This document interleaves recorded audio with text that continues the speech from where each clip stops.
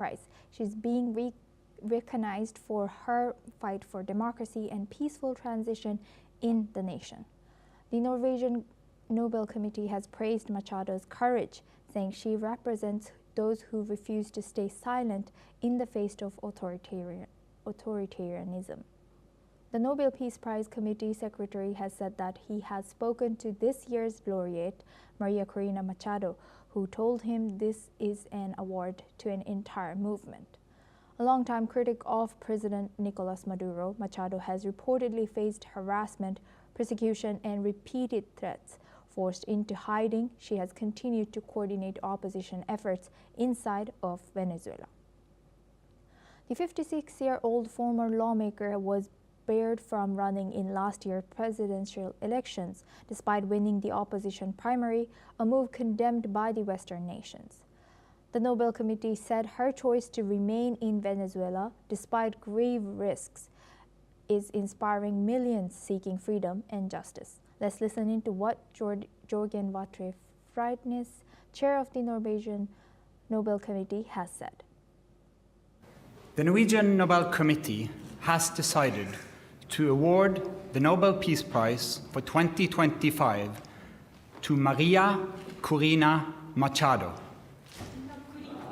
She is receiving the Nobel Peace Prize for her tireless work promoting democratic rights for the people of Venezuela and for her struggle to achieve a just and peaceful transition from dictatorship to democracy.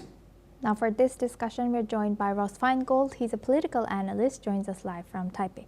Thank you very much, Ross, for joining us again. Good to see you. Now, looking at this news, how significant is María Corina Machado's Nobel Peace Prize win?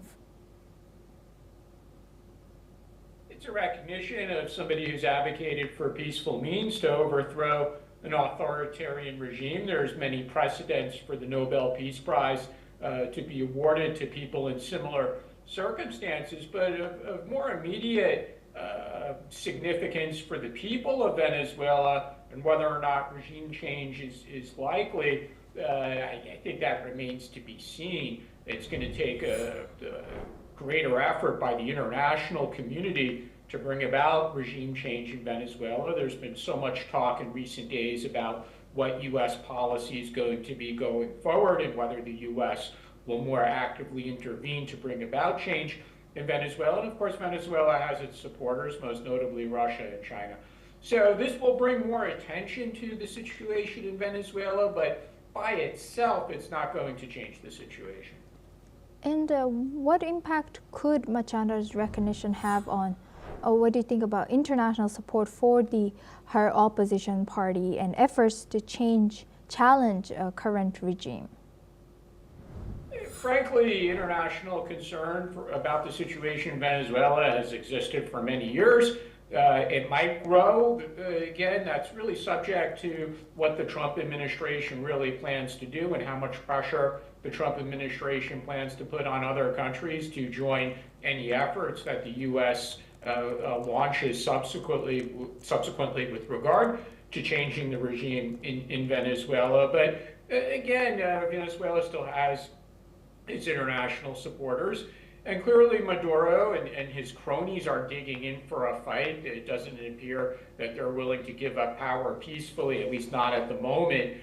So practically speaking, this might bring more attention to the situation in Venezuela, but by itself doesn't necessarily mean change is imminent.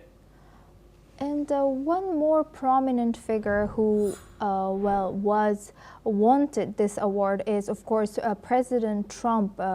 Do you think that he will hold grudge, or do you think that going forward, the fact that him and Venezuela or U.S. and Venezuela relationship is currently soured, so do you think this can affect in their relationship?